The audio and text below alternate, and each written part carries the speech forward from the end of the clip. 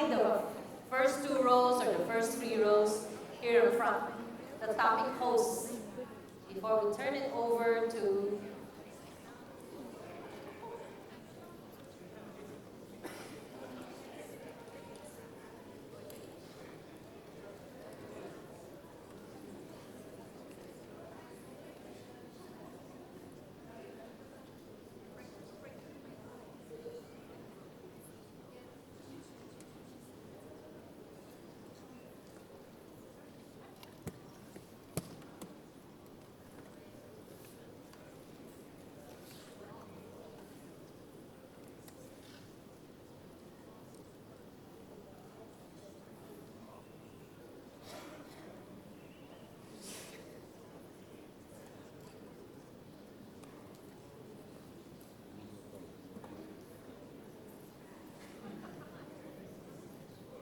Welcome back, everyone. I hope you had a great learning experience and breakout and conferencing. It was like earlier, while you were waiting for you to go to your venues, it was like waiting for the plane, right? It was like a station. Anyway, before we start, I'd like to take a look back at what happened yesterday. For those of you who were here, or for those of you joining us for the first time, a few of you are joining us for the first time. Let's look back what happened yesterday. In the post-COVID world, things have changed. We can have that paradigm shift to think about how we plan our spaces, and that the power of listening and thoughtful design can create dignity, comfort, and belonging in everyday life. We need to rethink and redesign responsibility. If you want people to be motivated and engage in action over time, you have to give them hope. As designers, we are able to create things that serve purposes, and so we should care most about what people feel and how they think. We want to break down the barriers and really foster that collaboration amongst designers and their stakeholders. Don't distribute solutions, distribute the ability to solve. Because things will change, people will move, context will shift. Right now in Singapore, I'm only limited, to what I know about the Singapore climate and Singapore context. But I'm also excited to hear, ideas from people from other countries. Here at the Learning Journey, it was really interesting to see the culture issues. What can you learn from the cultural backgrounds of the patients? If I can relate back to my project, the aim is to really empower them to give a service to their communities. It was so nice to see that with a little attention you can make such a huge change in people's life. We have our metrics, we have our models, but then we need to be willing to unlearn all that and move to understanding that you have to design with them and not for them.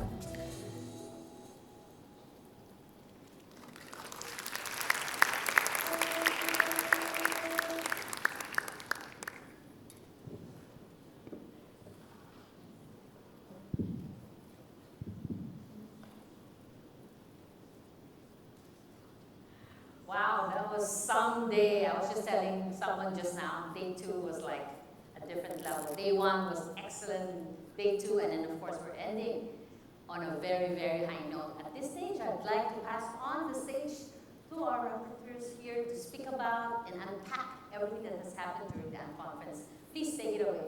Thank you so much. How's everybody doing? Okay, not too bad. Thank you so much for your energy and curiosity. It was really amazing. I felt that it was really magical going around the different places, looking at what's happening. So on the screen right now, you get a bit of a visual representation. So some of us are actually sitting on the floor, some of us are playing with post-its and stuff. So that was really, really great. For the next 1 hour each or so, what we're going to do is that we're going to treat this as an unconference within an unconference. And that it's going to be a conversation between all of us. So at any point of time, feel free to raise your hand if you have something to share. There are mics at the side for you to ask questions, to also share own reflections along the way. And this session will end when it ends, and then we'll pass it back to the next part of the Yeah, I wish. So before I ask the rest over here in terms of what were your first reactions or quick thoughts on this, I wanted to maybe ask the room how you're feeling right now. And basically, there are 2 options for you, right? after the end of the 1 hour plus art conference or conversation you had amongst yourself, do you have more questions or do you have more answers? All right, just two options. So raise your hands whether you have more questions or more answers, all right? So first option is that you have more answers. Raise your hands, please. More answers? 1, 2, a couple, don't be shy, a couple. Okay, you have more answers. That's great, that's great. I think, I'm sorry. Yeah, please have a look at what we had. So this was us trying to stop you guys and take some photos when you're having conversations. But yes, I think the beauty of it when I was looking around it was that because we have such diverse group in the room, we have folks from Thailand, from Malaysia, etc. So there's we get to learn and from each other. Yeah, the next one. Yes, the next one is more questions. Who here actually have more questions? They answer. Ooh, lovely, lovely. Thank you so much, thank you so much. In fact, this is a segment for us to try to ask some of these questions. And I suspect at the end of this entire conference, we might have more questions, so there's more chance for you to go and get to know each other, all right? So I'm going to turn to the folks here on stage right now to start asking, actually, for you guys, have you all found any answers or questions along the way? Anybody? I found diversity of point of view, which was really, really good. Like, I feel there's a desire of achieving something that is common, but the way to achieve that, I think, is quite diverse. The way people imagine they could achieve the goal for sustainability or economic prosperity using this new approach. And Caesar, could you give us a sense of actually which topics would you add? What were they talking about? The group I was in the sustainability in the planet, so group number 2 and then group number 5 by the economics. Sustainability, we're talking about actually the abundance of choice and how we have actually too many choices as consumers, and it's blinding us from the possibility of reducing what we could consume, and also blinding the costs of this economic development. And that young generations actually, they are not really trained to make things, so they are relegated to be a consumer role rather than to being a maker role. And if they did make, then it would sort of open the door to the limitation of the world rather than the perceived abundance. Wow. And if you'd like to respond to that? I jump in really quickly, thanks, Caesar. In the healthcare and longevity group, actually the absence of choice came out more strongly. And so I think that's interesting, that the choice is sometimes made for us. And one of the conversations in that group was really around, we think we know what's best for people when they're in need. So we think we're going to help you, we think we know what's best for you, we're going to make choices for you. We're going to tell you what you need and you're going to accept it because you need healthcare support. So the absence of choice actually can be quite difficult. And very often people then reject care. The theme that ran through all the conversations I heard was trust. The need for trust if we're to make progress. The need to listen. Incidentally, the other group I was in, which was an unexpected curiosity, was people and pets. I was thinking, what on earth are these guys going to talk about? Where is my pet tribe? Give a shout out, pet tribe. Wow, you are awesome. I will share some of your glimmers later. But it all came back to trust. Oh, and I want to speak quickly about the absence of choice. What was amazing, Kai Sing and I were in the learning journey at the Yishun Community Hospital, so just to do a shout out for them. So we visited a ward where it was quite challenging in that their patients were, all of them above 80 years old, so they have quite a few health or mental issues around it. And what they were trying to do was to make sure that they provide them with dignity, to have the autonomy to do what they can do. So for example, for them, if they have a habit of showering twice a day, the nurses will try their best to accommodate, right? Because they want to give them the stability, the familiarity of them, even though they're not at home, but if this is something that makes them feel home, they will do it. And what's most amazing is that when I ask them about, then does that mean that you have more nurses, more manpower? The answer is no. Actually, they have the same amount of resources, but they really try their best to serve the needs of their patients. Yeah. Anybody would like to go next? All right, yes. I was more a fly-on-the-wall observer in most of the rooms. I stayed a little bit in my first room. What I saw being played back in most of the rooms is that initial, now what? We're here. Who's that person? Why is that person always talking? What do I say? That's a microcosmos of the first 2-3 meetings you have with anybody, either internal, external, or the combination of. So this is a taste of what it is to bring design into the real world. Is putting hooks out, putting signals out, what reflects back. Can we get something going? And there were patterns in these rooms. The circular pattern was either found or orchestrated. The small triads, so 3 people, 2 people talking here and there. And interestingly, there was also the person in front of the room facing, like what I'm doing now, facing you. All navigating the same thing. And I think what you're going to be feeling is that design is happening with the conversations that you can or cannot have.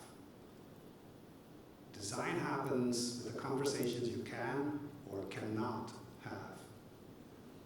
Ooh, and I'd love to jump into this and the rest please come in. For me, I'm really passionate about this because part of my work is to design spaces to have this kind of conversation. Just to share a bit about the thought process of us trying to design this segment itself. Initially, actually, we wanted to be back on stage, like what we did for the rest of the panel. So a panelist, and then we have a conversation. But I think we thought that optics-wise is not great. At the same time, the spirit of it is that we really want to have a conversation as much as possible, limited by the physical constraints. So the least we could do is actually be at least off stage with you guys here today. And I think this little design choices that we make actually makes a lot of difference. Whether you have a big room with good lighting, sitting in a circle, for example, versus it's a more lecture style, for example. I think that changes some of the dynamics in terms of how we can have some of these conversations. I kind of build on that. Because again, explaining why we had this unconference at this point in time in the conference. It's day 3. We realized that part of the magic here is helping enable people to connect with one another and collaborate and partner and find their co-conspirators for the causes that they want to put their energy behind, right? And so I'm hoping that also in this session, there are mics, right? I want you to think about what is it that you want to take from the conversations that you just had. Are there others in the room that you want to find? Like if something came up about an idea that you want to implement, or something came up about a curiosity, there are lots more questions, right? Yeah. Are there questions that you want to ask of this room? It doesn't have to be of us. So I just want to plant that seed that you can use this space. I'm going to jump on that, Michelle, because I think I picked that up from all my groups. It's like, what is the end result? Because we're so used, and we've talked about this a lot, we're so used to hunting solutions and hunting answers. We don't ask questions for the sake of curiosity, we expect a result. And so these beautiful conversations I sat in were so enjoyable, but I think we're hardwired to say, okay, and now what is the output? So I wonder if any of you felt that. Did you feel the discomfort of unfinished business? Raise your hand. Yeah. Anybody? It's okay to say it's uncomfortable because we're not used to it, right? 2 hands. Ooh. Oh, I want to learn more. There were 2 hands. You raised both hands. Oh, now you're done it, huh? Come join us. Come chat. You have a story to share. Yeah, there are 3 mics. There are 4 mics on the floor, 1 on either side in midway, and a couple in the front. So please feel free to move forward and grab a mic. In terms of empathy, if the rest of the room wants to help this poor guy out, who enthusiastically threw both hands in the air and now is fully regretting his decision, if anyone else will say, you know what, I'm going to be honest and say, I found it uncomfortable not knowing where the conversation was leading me, we'd love to hear from you, because I think we need more conversations without conclusions, but rather conversations that open conversation up. Yes, please tell us what is the unfinished business that you are feeling. We would really love to hear. Oh, I feel so bad for you. Anyone else? So the question is, what were you uncomfortable about? What were you looking for? Yes, please, if you don't mind, could you... actually, there's one mic, yeah, it's coming to you. We need a big round of applause for this yes, very brave lady. I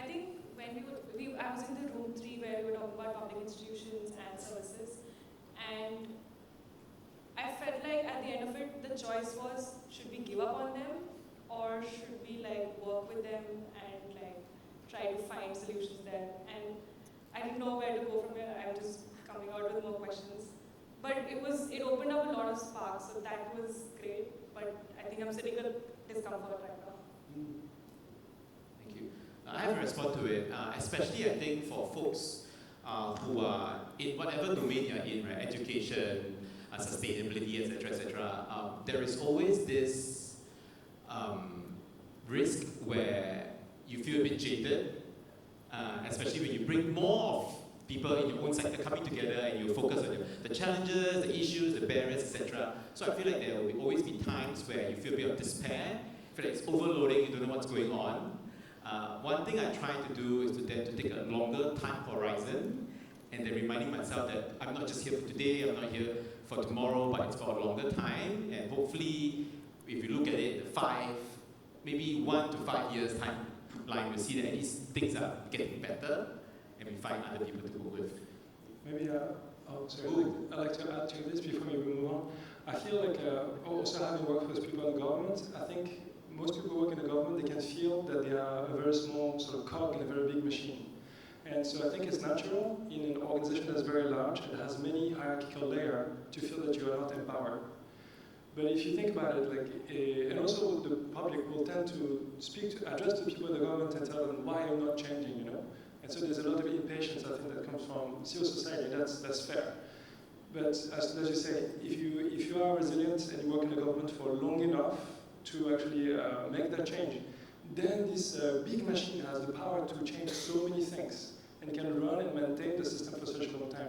So I would say, yes, it is a bigger investment of time, of patience, but the payoff is also huge because then it's public service, it touches so many lives. So it's a different type of investment and it's not for everybody. I think it requires a certain mindset and I kind of feel I must speak up on behalf of public service. I am a public service employee. Woo! What's beautiful in public service is you genuinely have people who care about delivering for the public. People often say, well, why do you stay in public service? Because I genuinely care about making a difference. Almost all the public service officers I meet genuinely care. But it's a system that needs to shift and it's hard. And there is a lot of work, well-intentioned work, and a lot of innovation happening. It's a hard machine to move. So I know it feels frustrating from the inside and the outside. But public service has power, and so we have to keep helping it to find that way forward. And I think if you're outside public service, you play a role, because public service wants to engage better. It wants to co-design with its citizens. There's a lot of effort, particularly in Singapore. I'm proud to be part of Singapore Public Service. We're trying to co-design better policies, spaces, all sorts of things with citizens. But we've also got to bring people in and make them feel welcome. So it's to Mario's point earlier, for many of the groups, when they got started, they were like, okay, so who's going to tell us what to do now? So we've got to go on that journey of saying, hey, I've got a suggestion. Can I talk to anyone? So yeah, thank you. Sorry, I interrupted whoever else had a question. Yes, we have another courageous. Okay, so we were in another group, in another class, and we were talking about technology and AI mainly. So it really had an open door in terms of what AI is and how it will impact the world, because I'm just starting out my career. So how will the parenting work out? What will the employment, how will that work out? The students, children, like in terms of everything. And there were a lot of questions and a lot of answers in my group. So yes, that was a very interesting conversation, because everyone came to a point where we were talking about, okay, what is AI? How will it impact the world? And what's happening to the world exactly with AI? How we're losing that human touch in terms of creativity? And if you don't mind, I wanted to maybe ask you, if you could hold the mic for a while. For yourself personally, on a scale 1 to 10, how positive are you that AI will make a positive impact to the world? 10 being most positive, 1 you feel like it's going to destroy the world. Where do you stand? I see a very dystopian future, if you ask me.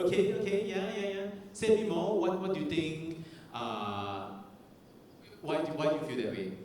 Because we are losing that creativity in terms of that. We are using ChatGPT to write our homework. We are using ChatGPT to make pictures. Like everyone's writing emails by ChatGPT. Nobody's using their brain in terms of that. So I think that's a very scary part when I see my younger siblings doing something like this. But who's making you do that? I think we're just so lazy to think now. Well, so that's why I think acknowledging our own power of choice is really the power here, right? Like I remember I was talking to some folks about AI and they're speculating about what would happen. And I had to pause and say, well, what is it that you want to happen? What is the world that you want to live in? And I can guarantee there are other people in this room who want a different type of world than, you know, what we may be heading into now. And I think that's the magic of being here, like finding others who want to value something different. And how do we work together and connect together to move things? And it's the tension you can bring in the room. You have that point of view that this cannot be my future. Why am I talking with people that feel that this is that future? How can I bring my voice in here and my view in here? We were talking about this yesterday actually in terms of AI. You know, I was talking about what a Luddite I am, saying in my classrooms I banned AI. Not because I'm against AI and I use it, but because when I'm trying to build that muscle, I think you need to learn the muscle or build the muscle before you start playing with the toys. But a lot of it's about asking the right questions and just challenging so that I know why you're doing it. If everyone in class is doing it, you're going to take 4 times as long to do the same assignment, right? Of course you're doing it.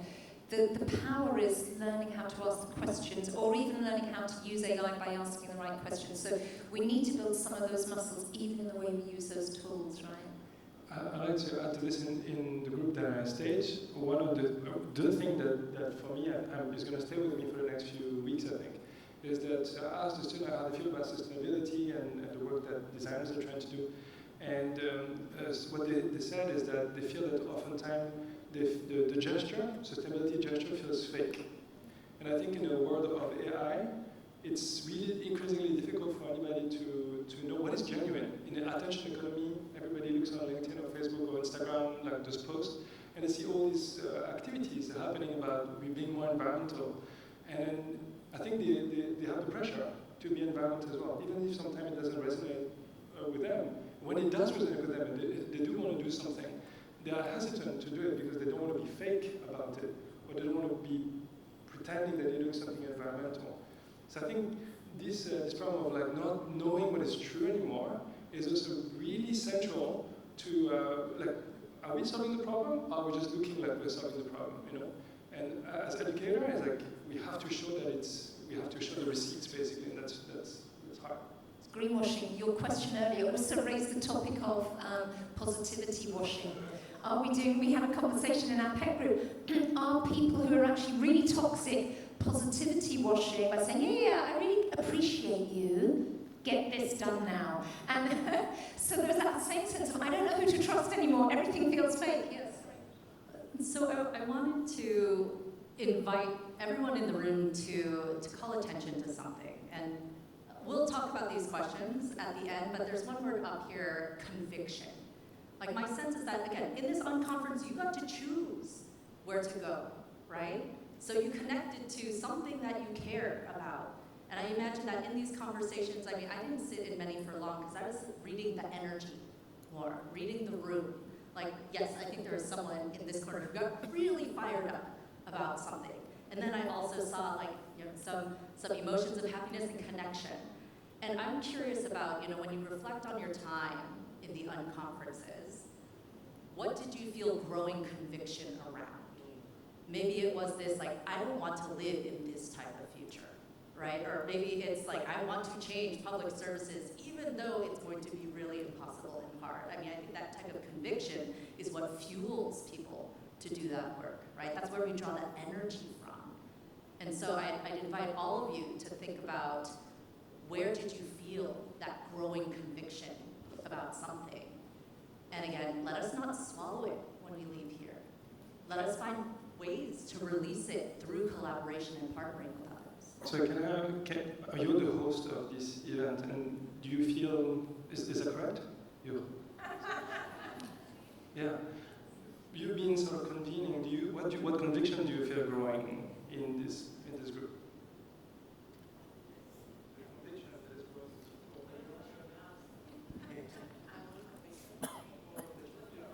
I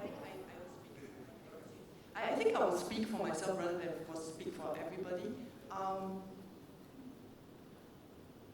So I think the role of design, so I'm not talking about AI, but for me, because I'm an architect and I'm also a designer, it has always been the passion for me. And I'm just very comforted that design is now being elevated to the platform where it is important. I think not just in the schools, in education, but what Dawn was saying, that there's a place for design in non-design companies, enterprises, and even in government and policy making. So like this morning when Tony was talking about the importance of how I think he was talking about surfacing the undercurrents, and he was getting all of us to be aware of the signals and the trends that was emerging. And then from there, how do we sense make, right? This whole set of emotions that's coming forth. How do we name those emotions, and then what are you going to do with those emotions after that? And then how are you going to communicate to others who may also be feeling that? And then that's when we come to a platform where, okay, there's a common understanding, and maybe that's where the positivity, arises, and that's when, we can move forward, and there's hope. I think there's also that talk about how design is hopeful. Design is really to make the environment, the school, a space, right, a better world, a product, more delightful, not because of just profits, not because, it's for one's own gain. So, yeah, I think that's where, for me, for the last 3 days, I think I'm just happy that design has a place, and, it's hopefully gaining traction, and more people are considering how design can be a very important tool, platform here. So I think when we plan the program, education, and then business, and then community, I think there's a devotion and there's intention to really look at how this actually goes into each of these pillars. But then again, it's not silo, because education forms underpins the tree, right? Without that, then how do communities form? And education need not always be in schools, I think. Yeah, it can always be in different forms of activities out of classroom, for example, learning activities, as an example. And then for businesses, how they come on board and all. I think I'm also very happy that conversations are already starting. How do we get design thinking and design into, let's say, a non-design company? And they're talking about the culture of innovation. And they're also talking about how people are trying to sense make, okay, what happens next? The workers or the people's capabilities may need to be addressed, and what do you do to design something for them so that they can also come on board? Yeah, so that's my general, I think, conviction. Yeah, and thank you so much for creating the platform for us to talk about design. Round of applause for her and the team, please. No, I'm very biased, right? Perfectly fine. Can I say, I noticed that you've been quite quiet, taking a lot of notes, making a lot of observations. Would you like to share what you are hearing so far? Can I say no? No! I think what I was noticing was I was feeling the room and noticing how an individual response brought so much energy here. And I think we kind of got, I would say we were very focused on the flow, and that was great. And a part of me feels like I want to return the energy back to the group. So I don't know whether there's anybody who wants to speak a bit more. Okay, and I think there's one lady here. Do you want to start first, and then Michael? Is that okay? Yeah. Yes, sorry, I didn't see your mic. Please go ahead. Yeah, go for it. Thank you so much. I just have one question. Like, there was this one point of time which I thought, I don't know what to feel after this conversation. In my group, there was people from Bank of Singapore, and they were talking about how everything is automated, and like one day when like AI will make decisions for us, they will book our tickets, but how comfortable are we sharing our account details with the AI? And how comfortable are we sharing our daily life and like our routine with AI? How comfortable are we? And at that point of time, we all were like just quiet. for 30 seconds, no one said anything. And this conversation hasn't, like, it's not for the first time I heard this conversation on, like, on YouTube. There are so many videos about agentic AI and many type of AI which just know so much about us. And I don't know, I don't know if I'm asking any answer from you all, because I know that everyone is clueless in this, but I would love to hear what experts say about this. Thank you so much. Thank you. And maybe let's listen to a few and then we respond. That's my suggestion. I wanted to put a pin around the I don't know how to feel. I want to respond to that in a little while, okay? But Michael, and then Ezra. Yes. Any thoughts? Hi. So I'm going to try and turn this around a little bit because I understand this is scary. I've been lucky enough in my career to spend 20 years of dealing with technological changes. And when you're in the eye of the hurricane, you can never see what's on the other side. But this is not without precedence. And there's dozens of parallels. In the 1950s, when the television was popularized, everybody thought that illiteracy was going to go through the roof. And sure enough, that happened for a year, maybe two, okay? But without the television, we never would have had the computer. We would have never had the internet. We would have never had the smartphone. And if we count literacy by the number of words that are read on a screen today, it was the single greatest catalyst to literacy we've ever seen, right? And this is not just one, there are many and many examples of this. And in the beginning, there's always some sort of existential crisis about this, right? And I can't tell, it's certainly not going to be all good, but I also believe it's certainly not going to be all bad. And I think we need to think about it in a different way, because every time I hear somebody talk about AI, I hear them say, it did my work, it did my homework, I had it do this for me. Has anybody tried to better their humanity by using AI? Have you sat and said, there's something I really wanted to learn, and here you are, you can sit with a really interesting, there you go. And this is, think about what he says. He says the best outcome is, humanity assisted by these technologies. And I truly believe that that is where we can get it. If you think about it giving you the ability to change and accelerate your innovative velocity, you think of that. And now, what if everybody in this room's innovation velocity increased and everybody took on ACD+? How fast could we accelerate the impact on humanity? Right? That would be awesome.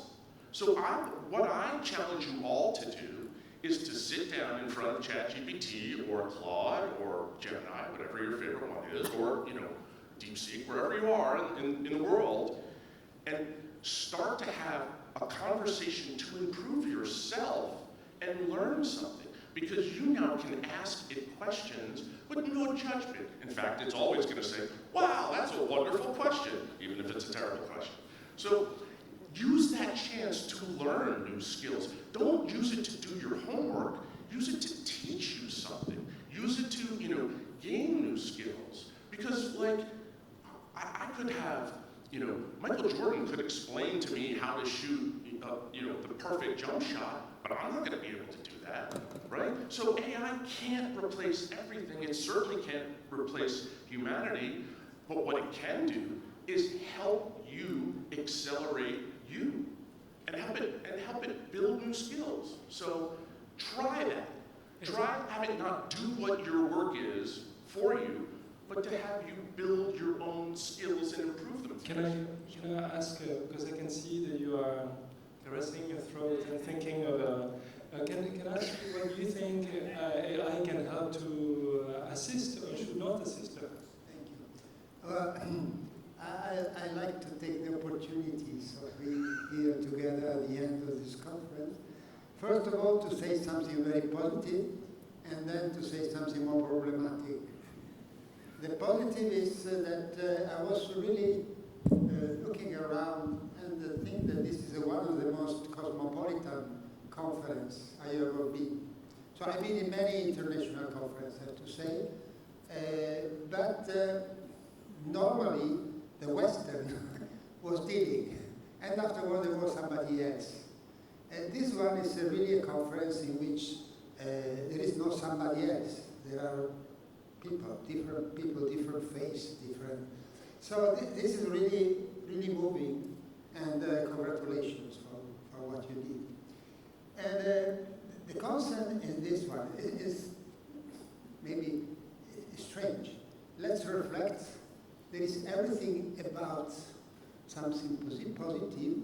There is not what is more concerning you. It's not a question there, what is not concerning you. And I think I said that we are optimists, but I think that designers should be at the same time very optimistic and very critical. Because if you are not critical, you don't feel what you should. So there are a lot of problems, of course, the multi-crisis that have been shown, but maybe there is something that is more under the water. I tell you with my word, I am an old person, socialized in Europe, male. It's good to declare, because everybody starts from different point of view. So in my view, all the story of design has been related to human being or humanities now, and it's a kind of universal. So there is, now we discuss a lot about decolonizing, so try to reduce the influence of the Western in the way, the shaping many ideas. So I think also here we try to decolonize a little bit some concept. Maybe we could say design is the way to make better the life of humanity. So maybe this is a universal. And afterward, this universal can be declinated in many things. But this is not the problem. So this is problematic because it's a lot to do, but it's not the problem. The problem for me, now sorry, my English is not so good, so maybe to use terms that are not perfect, but it's the risk that humanity be broken in between the humans and what remains. That means the waste. So we are a society that is creating waste, and is creating waste in between humans. I feel now to quote Bauman, Zygmunt Bauman, maybe you know him, very important philosopher, that wrote about, many years ago, very early, the waste humans. And now I don't have the time and maybe even not the capability to say what is the difference in between a society that have poor, society that have poor workers, society that have a worker without work, but it's a society.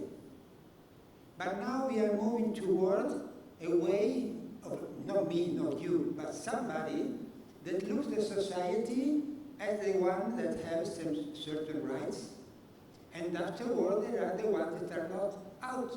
So who is taking away in account the millions of migrants that are around in the world? And nobody knows where they are, what they do, what faith they have, what the voice they have. And this is a matter of fact, that there are millions now of people that is totally out for my screen. So I don't say yours, for my screen. So when I talk what I'm saying, I cannot have imagination of the life of millions of migrants in some camps. And if I well understood, there are some philosophy that are emerging, especially in California, that talk about we will save ourselves against the others and care for the others. So, at least for the Western, I said I'm Western, for us we have a universal philosophy, super hypocrite, because we have the poor, the slave, and whatever, but we thought that something could be for everybody. And now there is the beginning of a philosophy that has never been before, at least in our knowledge, that says, okay, who could do it, will do it, and the other, who care? So I think that the challenge for designers, for sure it's a challenge for me, but I'm old, so I don't know what I can do, is to understand how those people can have a voice and enter in our screen and be capable that when we talk about humanities, that is very good, it's really the humanity that include also the one, not only that are poor, but they are out from our screen, without voice and without face. So this was my concern. Thank you so much. A round of applause. And thanks for throwing it out there. I think you got a lot of response from the audience. So if you realize there's a lot of response, actually it means there's a lot of emotion, right? So when you have a chance to open and break, that's when all this comes out. And I think I appreciate all the honesty and authenticity of people who might not be very familiar with a mic to be able to share. And one of the things I heard, and maybe that's something I want to bring on, is the idea of voice. That's one way to be in the world, but feelings are also another way to be in the world. And I wanted to tap into that a little bit. So in the kind of, as I was being a butterfly or a bee all around, I heard a lot of different feelings having the chance to come out to perfect strangers. And I just wanted to appreciate the beauty of it. This makes sense. So I'm going to name a few of these things. There were people who were very curious, very concerned. They talk about the false sense of security that they have, very worried, very anxious. So as the conversations go, there was a little bit of that. So I'm just curious, anybody who felt that, or even now, like anxious, curious, anxieties? Yeah? Okay, and that's okay. That's okay, right? And there's another group that talks about frustration and irritation about how the system is now, and then banging the floor and things like that. How many feel that kind of anger and determination and like things need to get done? Okay, cool. And how many thought about dystopia, loss, even loss of worlds that I thought I was promised and a future that I was promised, but now it's disappearing? Just curious. Okay, and it's okay to feel all of these things, right? And the last one is appreciation. Even the brokenness, even the waste, how terrible we are, and the idea of kintsugi, where even pottery, when it breaks, we can repair it back, and maybe the repair is even more beautiful. Appreciation of life now. Okay, quite a lot. Cool, just take a look around, yeah? Okay, and so what I want to say is these emotions give us signals. The people that fear, you are worried about competence and taking care of the future. And that's okay, and that allows us to then build our skill sets. People who are angry, you are worried about standards being lowered. And we need to maintain standards of what decency is, what justice is, and what needs to be done in the world. And we deserve it all, right? And then the people we lost, it is about something that is so meaningful to us that we want it to stay even though it's gone. And we have to connect with that meaning and that sacredness. Yeah? And then the appreciation of what life is. And we should not, to be honest, act out of anger, fear, or sadness, but the sacredness that life is worth protecting. The beauty that we experience, whether it's pets, whether it's an alligator, snapping turtle, or the trees and the comfort that we have and the stability of the systems that take care of us. We have to act out that sacredness and not all these other things. And I think it's that inspiration that we kind of need to take care of this. So that's how I'm kind of getting a few.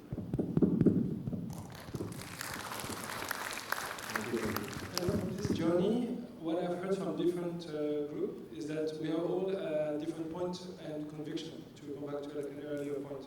Some people, they expect other people to have total conviction. Total conviction is something, literally something I heard. And I also heard other people saying they are intimidated by the amount of work, and they also use the word baby step. Both of them tend in this direction, of the sacredness of life that you mentioned. And I think it's totally okay that we're all at different stages of our conviction. And so, yeah, I just want to make sure that everybody feel comfortable, whatever stage of conviction you're in. Yeah, and I'd like to think that our groups have experienced something that will be present in every project that you'll do. And it's a word that Kai-Seng has brought up a few times already, polarity. You sit with opposite truths, and both are needed. In our public service discussion, I heard, I want more choice, I want more freedom, yes, but I also want order and I want structure. And so those are examples of polarities. Both are needed, but we typically tend to lean too much towards one or the other. And it's not an or, it's an and. Both need to be nurtured. Yeah, and I talked a lot about emotions, a lot of you raised your hands, but some of you will probably be thinking, I don't know how to feel. In fact, I feel nothing. I am apathetic, I'm indifferent, and that's okay too. You know why? Because sometimes it's so overwhelming and we need to take care of ourselves and distance, and that's okay. From a coaching standpoint, if you can't feel, it means it is what we call emotion that is discharged. There's something you feel, but you don't dare to feel it. That's why you say you're confused. That's why you say I don't feel anything.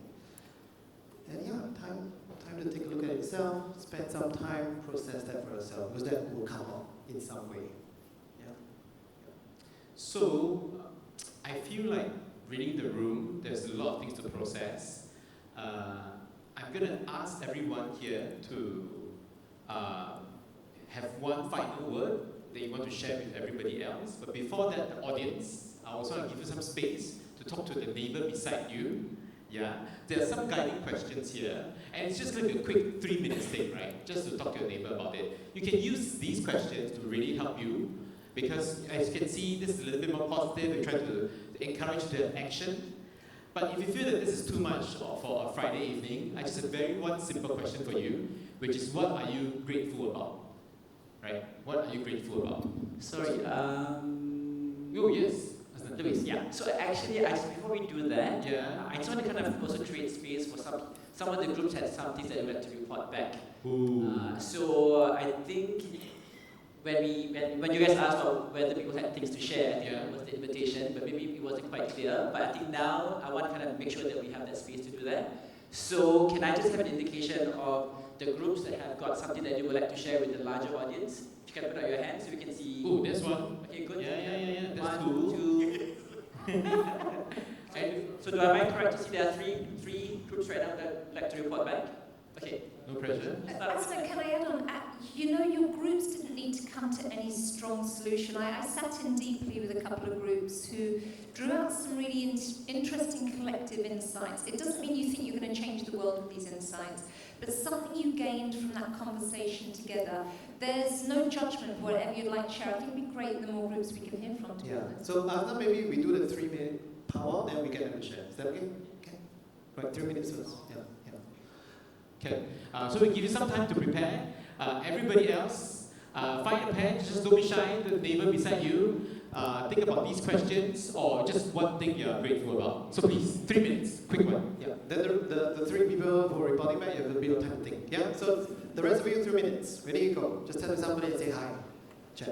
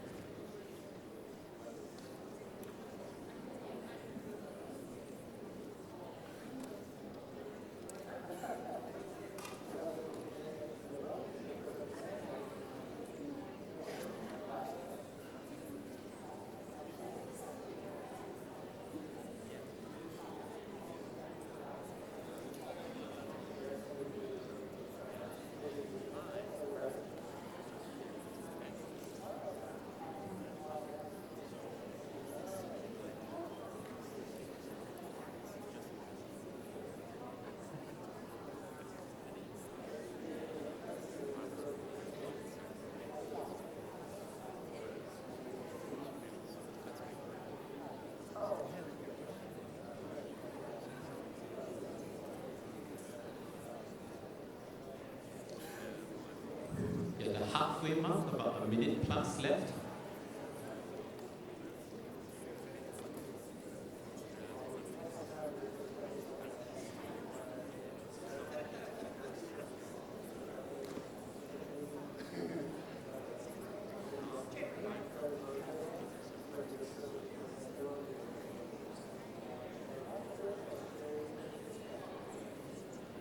Last 30 seconds.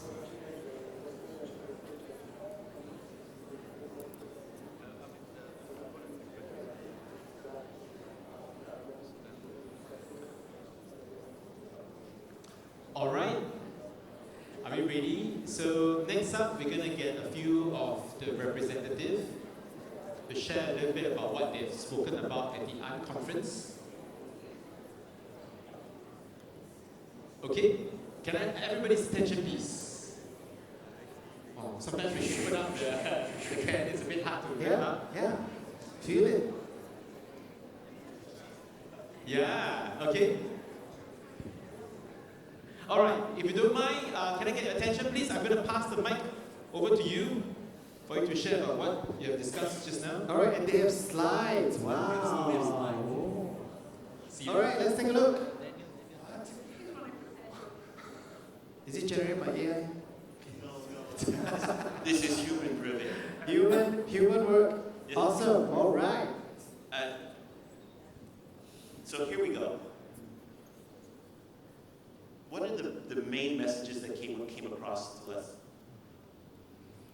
was commitment.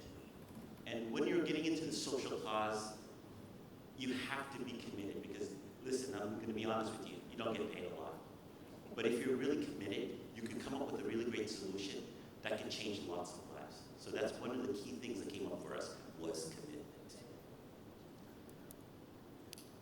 The community, which is another big thing, is that we have to gain trust. Trust is another piece of the element where even if it's in community, but in other divisions and different things that you do, trust is a big thing. So for us, the community and trust connected together, as you can see here. Oh, this was fun. Knowing how to tell the story.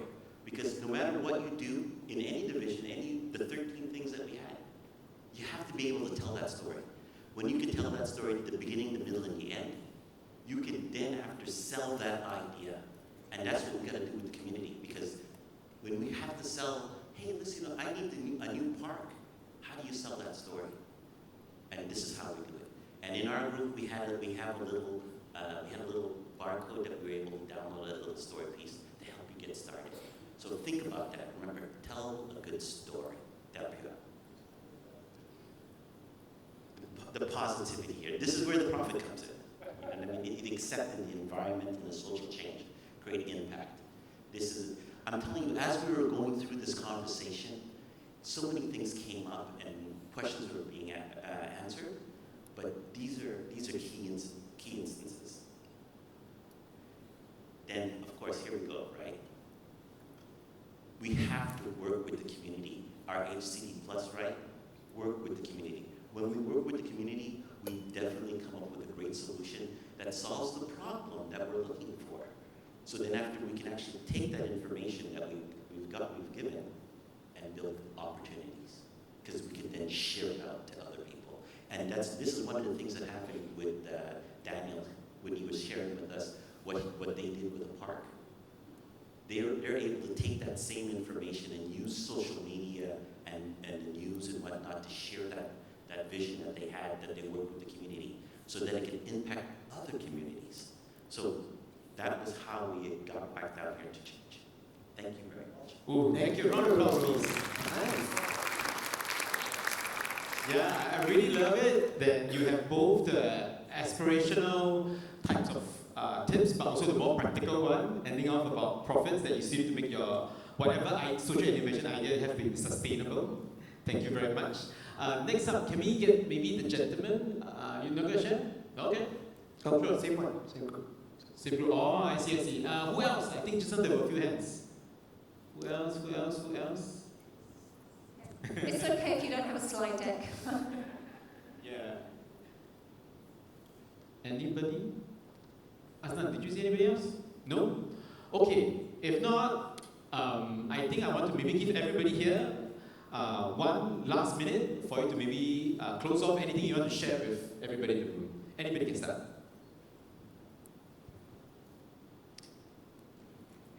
Okay, I have nothing to offer now, but I have a question for you. In the groups that you were partaking, was there a moment where you felt heard or recognized or seen? Please raise your hand.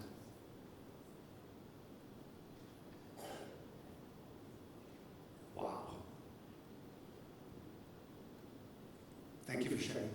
Can I add a follow-up question, Mario? How many of you feel you want to be seen and heard? Oh, same number. Maybe I'll also follow the question. That's the trend. You're all going to go back to your families, to your friend.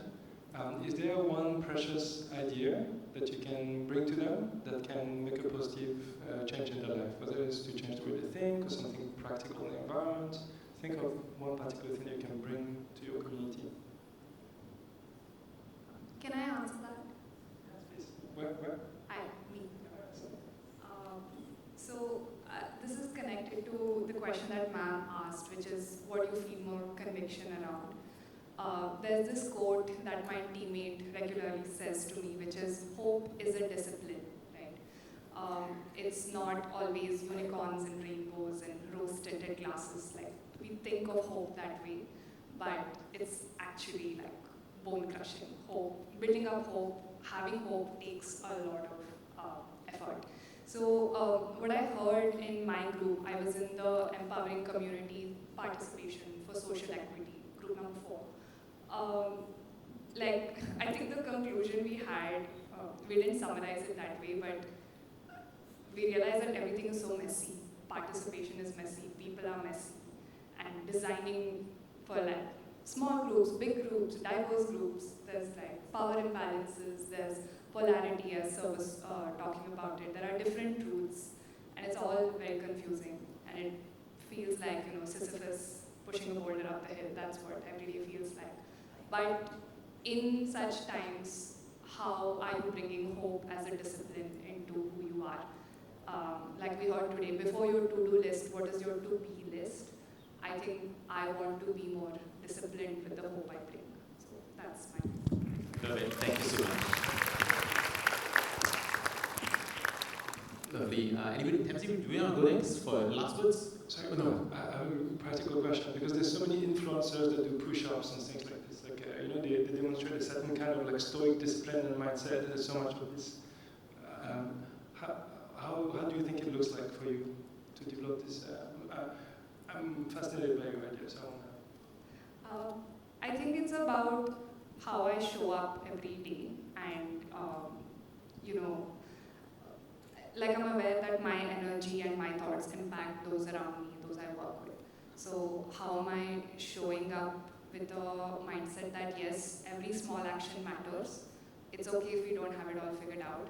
We're going to figure out one of the 100 things we have to do today. I feel like that's discipline. If you do that over 100 days, maybe it takes you forward. So yeah, how do I figure out step by step? And I'm not lazy or I don't give up with it. How am I disciplined with that? Thank you.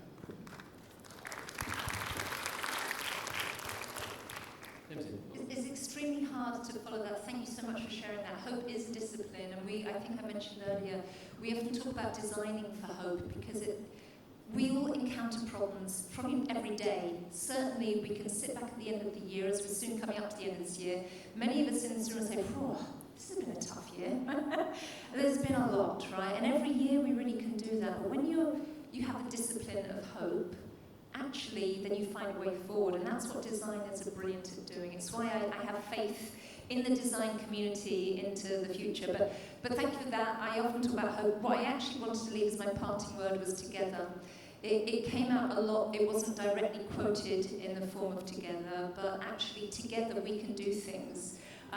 Never underestimate the power of what a group of people can do, but we do it, I believe in something and I'm going to go forward. And it's incredible how when you have that conviction, others will find you and step forward with you.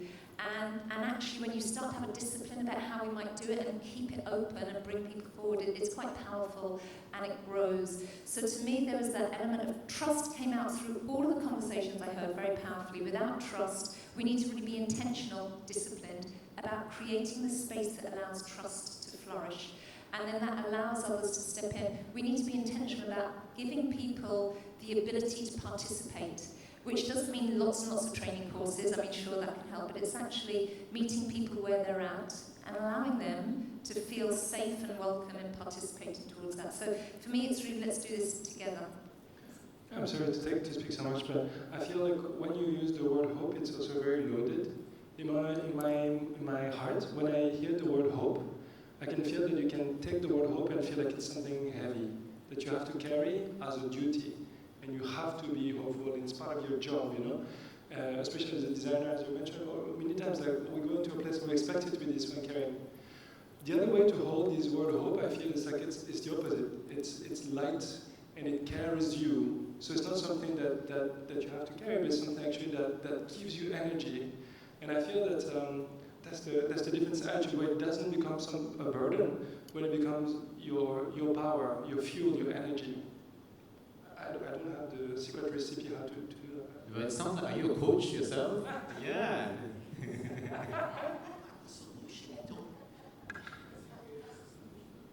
We were given the solution earlier, right? Where the professor told us to dance. So if you learn to dance with your solution, it makes really great, because who doesn't like to dance, right? And it's that feeling that makes you feel good. And when you feel great about something, it's easy to share it, and it's easy to replicate with other people. So remember, dance. If you have anything else to think about, dance, and that's going to be your solution. Thank you, thank you. I'm going to move along. Michelle, would you like to go next? What's your parting words? I mean, actually, I think my parting words were these questions. As I was flitting around observing folks in rooms, I was noticing people getting curious, people connecting with one another, people feeling their conviction around something. And I'm hoping that people will make a commitment that everything that you've been feeling here the past 3 days doesn't stop here, right? Like I think back to the beginning when Don was talking about dandelions. I think about when Sanjay was talking about how we need to distribute the ability to solve. And just even what we were talking about here about voice. My hope is that each of you finds your voice, whatever it may look like, coming out from here, and be the dandelion seeds that Don had talked about. Thank you. Caesar, would you like to go next? Okay. I think we should your parting words. Okay. I've got a few gifts. I do think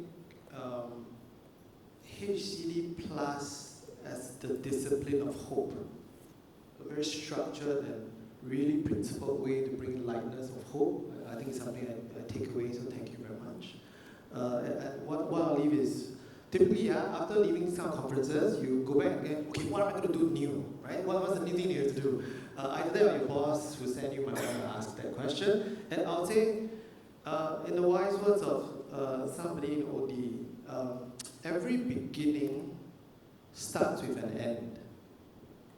So what is the thing you want to commit to end before you start the new thing?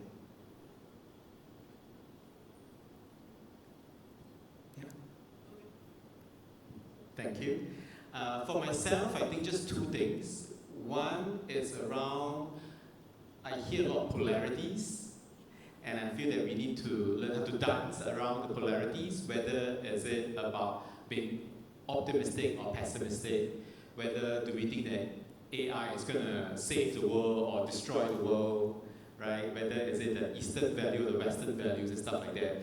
I suspect all these themes are all very complex, so there is no one or right answer to it, whether AI is good or bad. So I think it's just an encouragement for everybody to just sit with the discomfort, dance around the polarities. I think that will help us to then thrive and make sense of the world itself. My last bit is about being grateful and thankful for everybody for taking time here to spend with us for the past 3 days. They say that also to the organizers, right, to the schools and everybody who has a hand in it. Round of applause, please. Because the context is that, at least in Singapore, actually we don't have a lot of chance to do this, to really sit, learn from each other and have these conversations, whether it's a very tough and technical topics around design, AI, for example, or the more soft topics around emotions, how we feel about it. So this is really a great platform for it, and I suspect this is not going to end. So I really encourage everybody to keep staying connected, continue the conversation, and see where we can go from there. Ooh, we have one more person with one last word.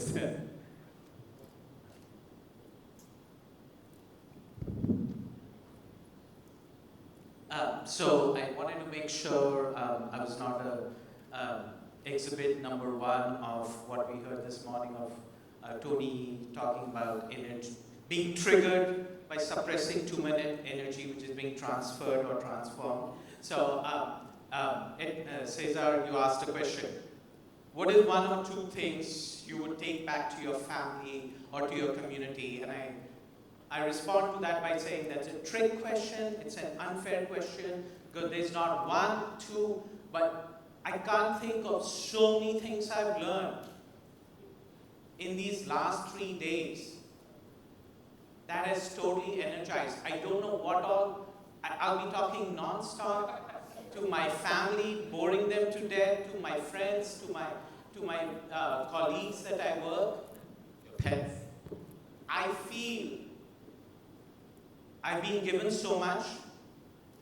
I do have to complain that my life has become incredibly more difficult after this conference because I need to do so much more than what I have done in the last 30 years. Yes, I'm middle-aged, and I'm totally fine with that. But that's what I would say is so amazing. Just in that 1 hour that we heard, that we talked about social innovation with people who were social entrepreneurs and people who, by a show of hands, wanted to be social entrepreneurs but were not sure. And towards the end, they were like, I don't know about any of these 4 C's, but I have the confidence to take the next step.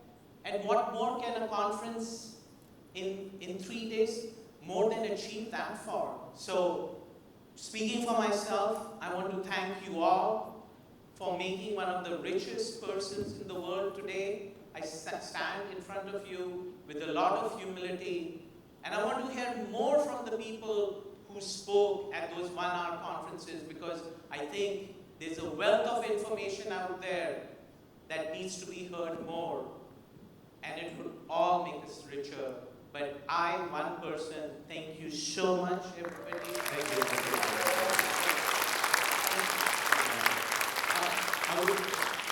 I would really, really love to extend the conversation, but unfortunately, we still have to comply to physics and time. And we have to move on to the next segment of the conference itself. So thank you, everybody, for the time. Thank you, everyone. Wow, what a segment. Muko, we're not alone. My brain is like, how can I put this in one page? Not even 1 page. While we're moving around, before we go on to the final part of this day 3 DNDA25, I'd like to invite everyone from this side, from the right side and the left side, to go in the middle, because we're going to do something together to end officially. Not quite end yet, but I'd like to invite everyone to come to the middle, because our photographer is going to take an iconic DNDA25 photo. You want to be in this photo. You don't want to do a FOMO, fear of missing out. Can I ask everyone to please go in the middle, just fill out all the seats. And we're going to do a nice photo. Of course, Don Norman in the middle, Srini is there, Professor Ezio's there, Dawn, everybody. You want to be in the shot. You don't want to miss this out.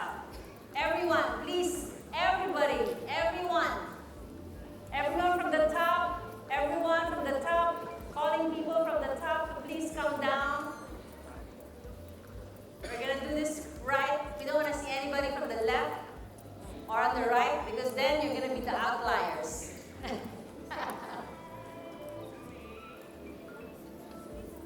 Okay. Is everybody in the middle? I'm coming down too. I want to be in the crowd.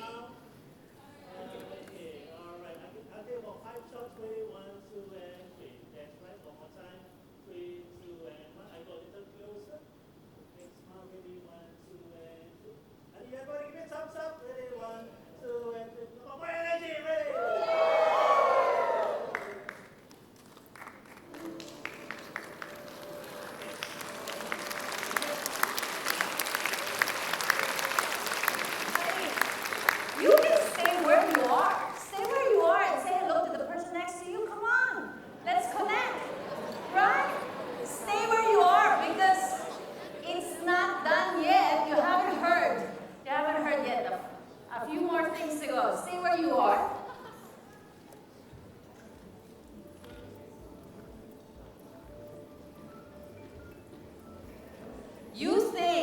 You think it's done, right? Well, you're going to hear from one of my favorite people I follow in LinkedIn religiously.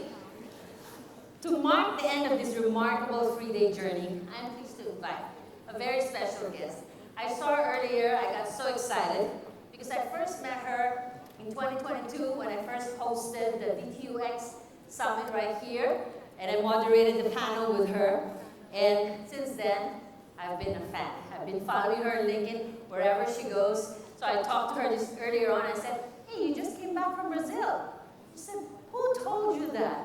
I said, no, somebody told me you came back from Brazil. She said, no, I came back from Dubai. So she just flew in from Dubai. She missed Singapore already. Right away, she told me. So please put your hands together. She's one of our rock star Singaporeans. For Miss Dawn Lim, Executive Director of the Design Singapore Council, to deliver her address.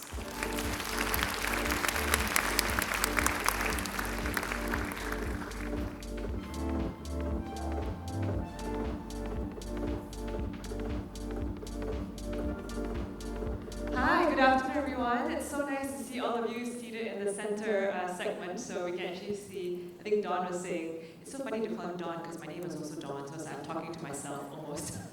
And thank you for staying the course with this last segment. I did just come back from Dubai, and actually I was at the Dubai Future Forum, and they invited me to speak about what we do about cultivating creativity in Singapore. But when I was there, I met a robot dog who was freely roaming the Museum of the Future, which is where the conference was held.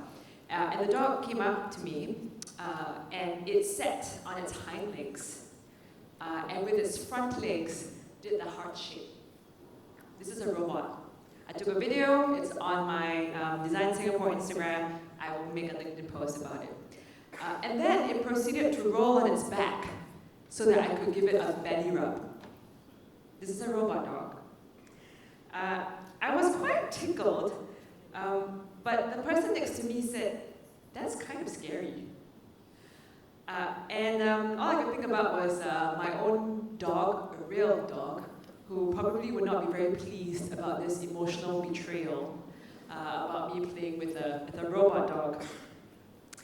But I think that moment reminded me of something that all of you have sort of raised in this last hour of the unconference, which is, as technology becomes more impressive, we also become more fearful.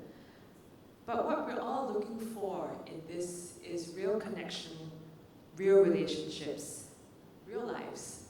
And AI, or whatever technology it's going to be tomorrow, be quantum, maybe something else next year, right? It can't replace the comfort and cuddle of my real dog. But I think as Michael, gentleman just now said, right? What can we harness this for to teach us something that we don't know today, and then how do we harness it for good? And I think bringing it back to humanity-centered design, it's really, I think we move beyond that design is user-centered, but it's really about shaping the condition for a more humane, a more resilient future. I think that is why all of you are here today, because we're all hopeful and we're all optimistic, right? We have a responsibility as designers to pair compassion with systems, to design with communities that came up rather than for them, and to measure the success of our work by the strength of the ecosystems we leave behind. That's the true impact and legacy. And I think exactly this is what the world needs at a time like this. This attention to all life, the respect for different and diverse cultures, and a core system that supports the well-being of people and our planet. But to do that, we need a seat at the table. You need a seat at the table. Which means, as designers, we need to understand politics. We need to speak the language of business. We need to have real understanding of how the world works. We have to be more than just practitioners of our craft. You also have to be policymakers, business leaders, social rainmakers. We have to speak the language of the people we're trying to bring along. Translate our work into outcomes that they can understand and they can experience. It's very easy. Look at this room. We are all converts. We're all cheering each other on. It's a safe space to talk about what we understand and what we don't understand of the world. It's very easy to come into a kumbaya circle in design. But we cannot change the world if we only talk to each other. Too often, we sit in our bubble pursuing perfection of design. But we need to be out there pursuing real change. When I was in Dubai, someone quoted John Gottman. I'm not sure many of you know John Gottman, who's a relationship expert. And he said that 69% of all relationship problems are unsolvable.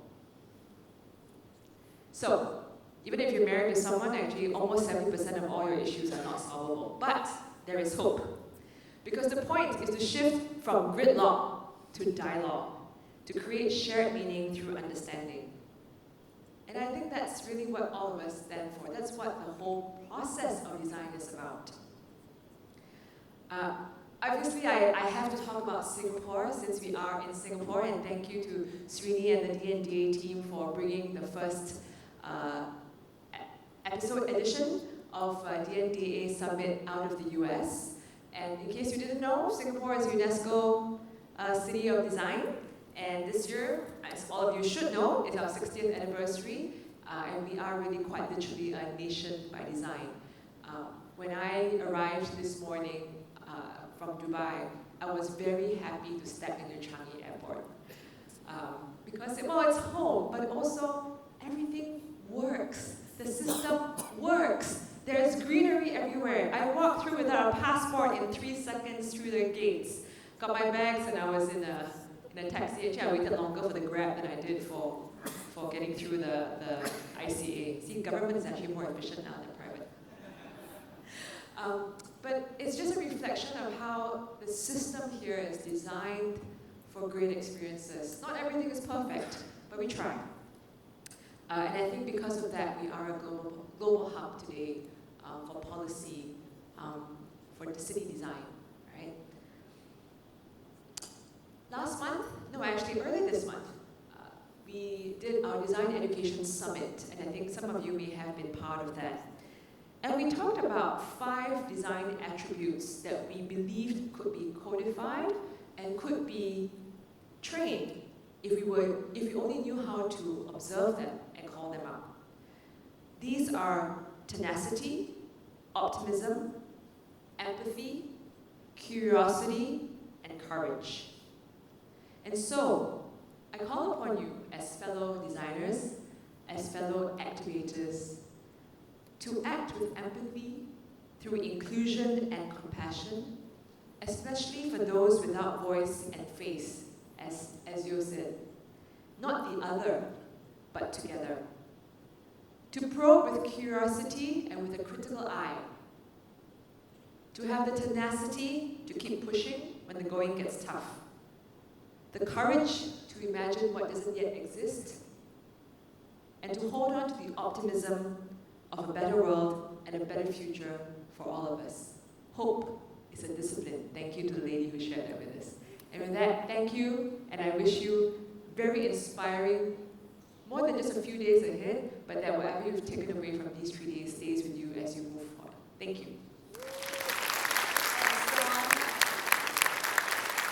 Thank you, Dawn. She already misses Singapore after 4 days in Dubai. As we now approach the final moments of DNDA25, it feels fitting to hear from the person whose ideas brought it all together and brought us all here today.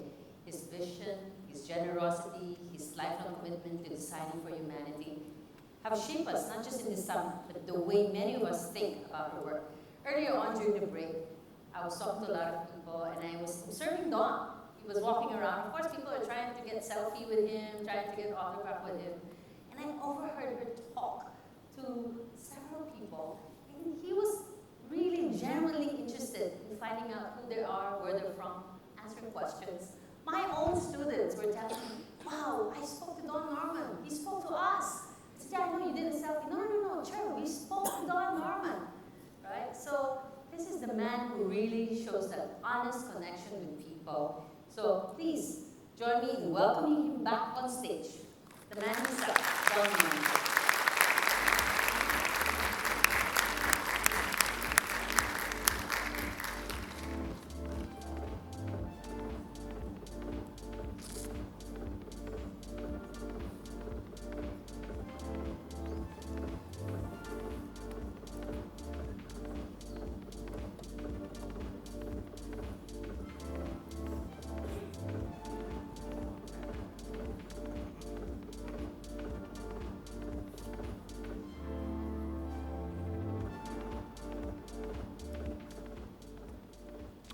Thank you.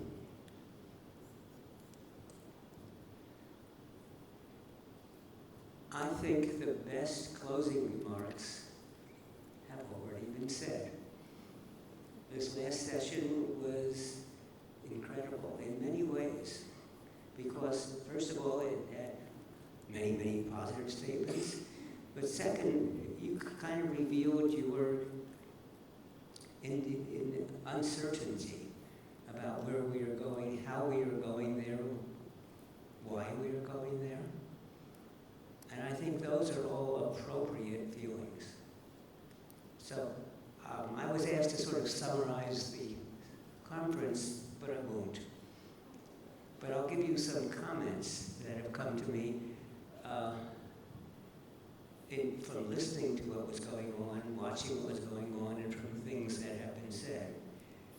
So let me start off with an interesting observation, at least to me, because on the road to this conference, as we all discussed who might give talks, and by all I mean the group in Singapore and the DNDA group we met every 2 weeks it feels like for the last several years, but it was just last year. So we did a lot of discussion, and the conference they put together was not what we really intended. It was better.